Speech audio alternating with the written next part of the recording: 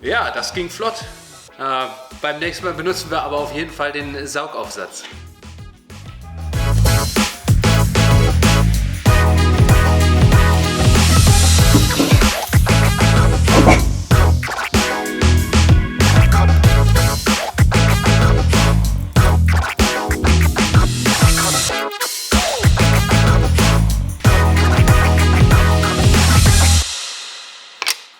Very nice.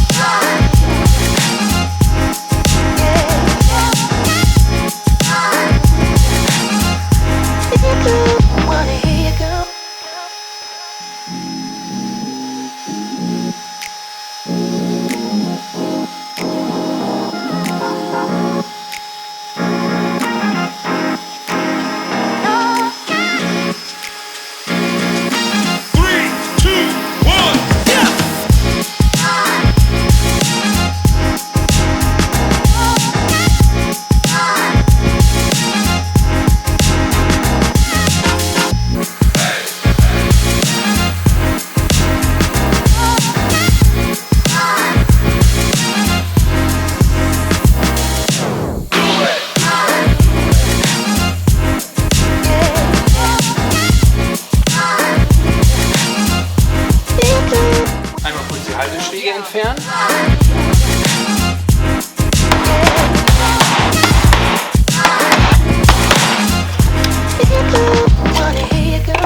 Ja, wunderbar.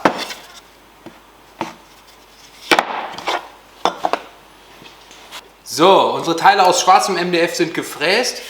Wir haben hier so ein paar schöne Details reingemacht. Hier Stiftablage und sowas. Und jetzt müssen wir nur noch montieren. Das heißt, dafür brauchen wir eigentlich nur so ein paar geschnittene Klavierbänder, Schrauben, ein bisschen Leim und ja, dann bauen wir es an.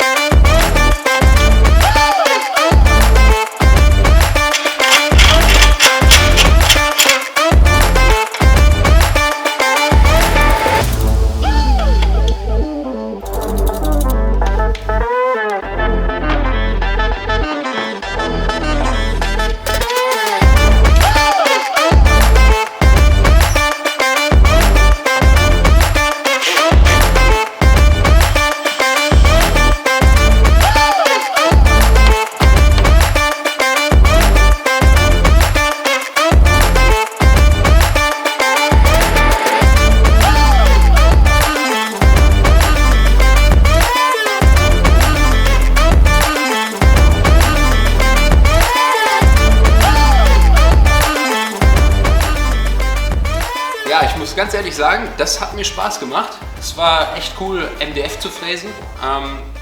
Ich bin mit dem Ergebnis auch echt zufrieden. Wenn ihr noch irgendwelche Verbesserungsvorschläge dafür habt, irgendwelche Features, die man noch einbauen kann, dann schreibt das in die Kommentare. Und ja, wenn es euch so gefallen hat, dann könnt ihr uns das zeigen. Ihr wisst ja, wie das geht. Ja, und ich muss sagen, ich freue mich schon aufs nächste Projekt, denn jetzt habe ich hier einen netten, klappbaren Arbeitstisch an der Fräse.